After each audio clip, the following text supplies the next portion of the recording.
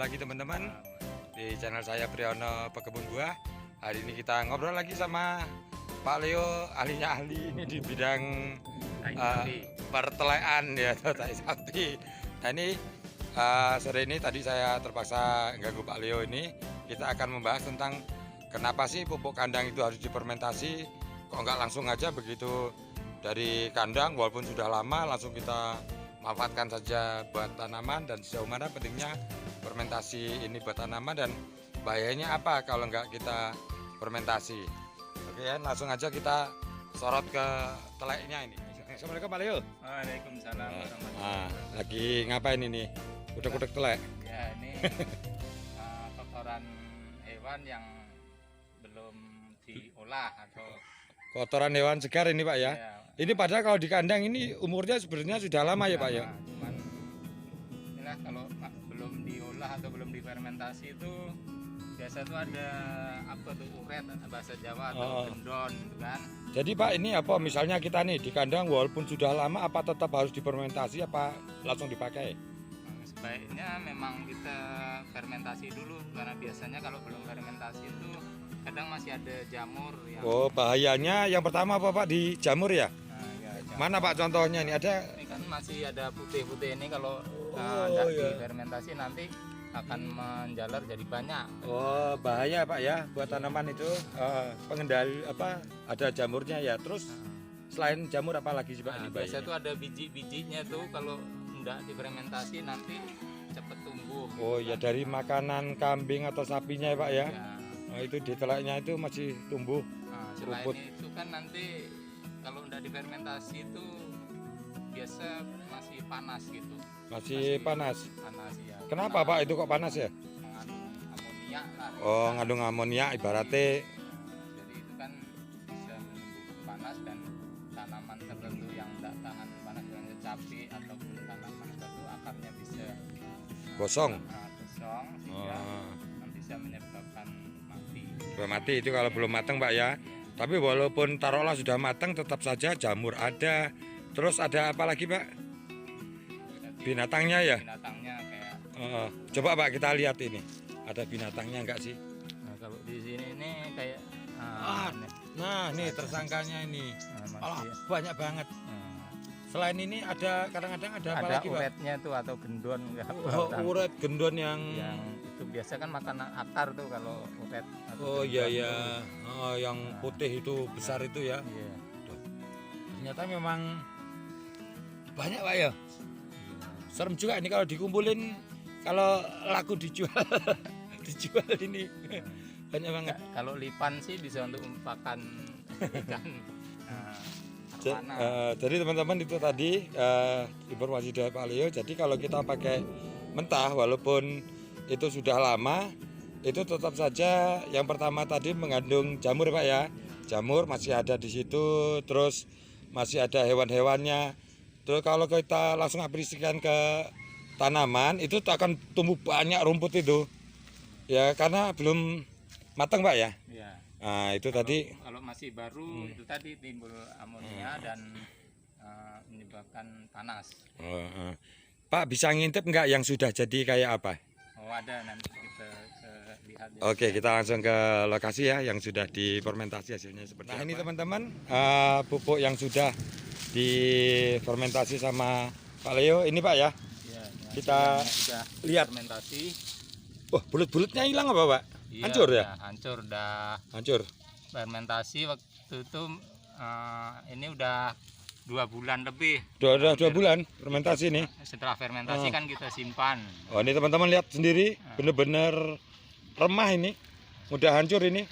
Dan coba korek-korek, tidak ada anunya Pak ya, udah nggak ada hamanya lagi ya, Ya. udah bersih lah, juga nggak ada putih-putihnya, jamurnya juga nggak kelihatan. Nah ini tadi benar, ini gimana sih Pak cara apanya?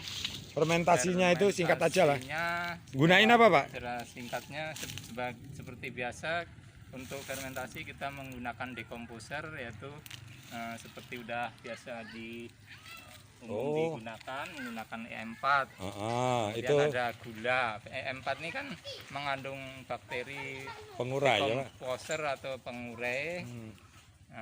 Tidak tersedia menjadi tersedia lah. Ya, jadi ini gampang gembur, cepat matang ya Pak. cepat matang ya. Jadi ini kan tadi udah fermentasi kan, sehingga timbul panas dan tiap periode kita aduk. Jadi kalau tidak diaduk nanti terlalu panas, bakterinya malah mati. Jadi wajib diaduk. Diaduk. Panas itu sendiri Pak, itu kan fungsinya apa, gunanya apa Pak? Kalau tadi timbul panas tadi kan yang biji-bijian tadi kan mati Pak ya, mati, mateng. mateng. Udah gak tumbuh rumput lagi. Kemudian hewan ataupun binatang yang merugikan tadi juga mati. Oh iya, karena panasnya itu Pak ya, nggak tahan dia. Terus kemudian dalam membuat fermentasi ini tadi kan ada jamur, jadi kita harus menggunakan trichoderma atau trichoderma ya. Trichoderma di sini kandungannya ada trichodermanya. Ini kan bisa membunuh jamur yang jahat yang tidak.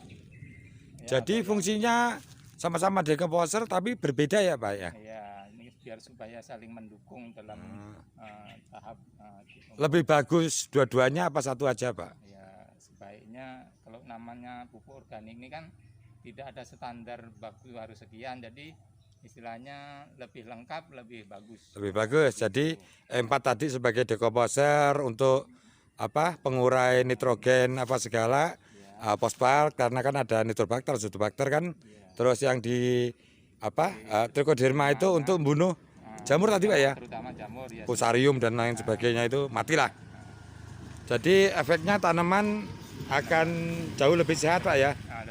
Lebih subur. Nanti lebih subur. Kita lihat di sana tanaman yang udah kita kasih kompos dengan aplikasi bahan-bahan tersebut. Pak, kalau di kompos itu misalnya telek segar itu perlu waktu berapa sih Pak supaya minimal tercepat itulah, berapa hari, berapa minggu atau bagaimana? Biasa kalau ngolah tuh dari istilahnya masih bahasa kasarnya tuh keluar dari perut tuh, itu saya kerjakan tuh 2 minggu tuh udah berubah dari kuning atau hijau udah berubah hitam, mulai coklat ke hitam. Tapi untuk lebih sempurnanya kita fermentasinya sebulan Pak ya. Jadi sebulan udah bisa dipakai tuh Pak. Bisa, tapi lebih lama juga lebih bagus. Lebih bagus. Dari kalau kita tanpa fermentasi mungkin perlu waktu sampai 3 bulan 4 bulan ya Pak ya. Biasa kalau saya pesan dari kandang tuh kotoran hewan tuh masih di karung, dibiarkan saja sampai 5 bulan pun ya masih gitu-gitu aja. Gitu-gitu saja. Dan kalau langsung ditaruh di tanaman, terutama kayak cabai atau tanaman yang kecil tuh malah mati. Malah mati Pak ya, itu gara-gara apa tadi Pak? Amoniak ya. Amoniaknya panas. Nah ini tadi yang sudah difermentasi, intinya dari sini hama, biji-bijian mati semua, jadi nggak tumbuh rumput. San jamur kita lihat juga nggak ada, lebih bersih. Lah sekarang lihat Pak, tanaman yang sudah diaplikasikan pakai ini Pak sih seger-seger semua. Ini yang sudah diaplikasikan pakai pupuk ini, kita lihat yuk bagaimana sih efeknya buat tanamannya Pak ya. Nah ini kita lihat sendiri tanamannya Pak Leo. Ini tanaman apa sih Pak? Kelengkeng apa ini Pak? Ada kelengkeng ito. Kelengkeng ito ya. Sini ada sawo. Ini berbuah terus. Kita lihat pertumbuhannya bagus ya, daunnya hijau, sempurna lah. Nah ini diaplikasikan pada saat apa sih Pak?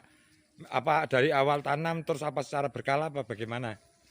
Ini dari awal tanam tuh ada pupuk dasarnya, yaitu media tanam yang udah kita jelaskan waktu itu.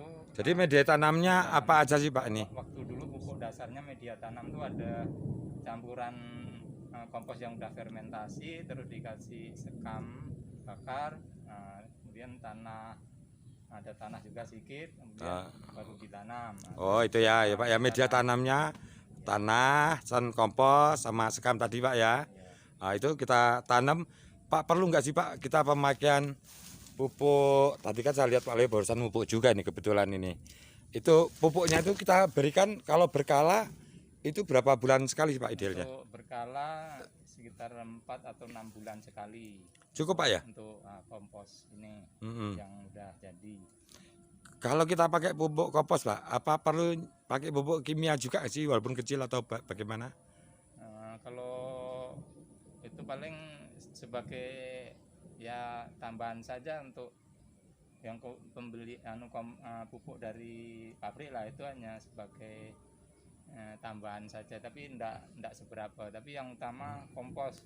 Oh yang utama sini kompos Pak ya? Komposnya itu Pupuk kimianya minim Pak ya? ya minim. Ya, bagaimanapun pupuk kimia kan dia efeknya juga lebih cepat. Tapi kalau pupuk kandang ini tanah lebih remah, lebih bagus, akar bergerak mudah juga. Pupuk kandang ini untuk menseimbangkan tadi, kalau udah dikasih pupuk kimia tadi, kalau udah ada pupuk komposnya tanahnya jadi keras atau mati gitu. Akhirnya tanaman malah nggak subur lagi Pak ya? Itu sebagai jadi bangkeng Pak ya? Ya untuk keseimbangannya. Ini lihat semua kan tanamannya Pak Leo bener-bener subur. Nah ini rumahnya Pak Leo itu halamannya asli full tanaman. Boh itu jarak tanam udah gak jelas ini. Jarak tanam kalau di halaman 2x2 apa berapa, tapi alhamdulillah subur. Ini ada serikaya, ada sawo, kelengkeng dan lain sebagainya ada. Nah ini itu tadi resep dari Pak Leo. Kenapa sih harus diberikan pupuk kandang kompos yang sudah difermentasi bukan dalam keadaan segar. Ya paling itu aja. Makasih Pak Leo ya informasinya ya. Nah ini sambil ngitip-ngitip. Nah, Pak Leo nih tanamannya semuanya segar-segar, bagus-bagus. Kapan-kapan main ke sini ngobrol sama Pak Leo tentang pupuk, teman-teman jangan sungkan sama beliau. Dapat bonusan minuman tuh. Oke, terima kasih sudah menyimak teman-teman semua. Jangan lupa subscribe, like, and share. Bila taufiq walhidayah. Wassalamualaikum warahmatullahi wabarakatuh.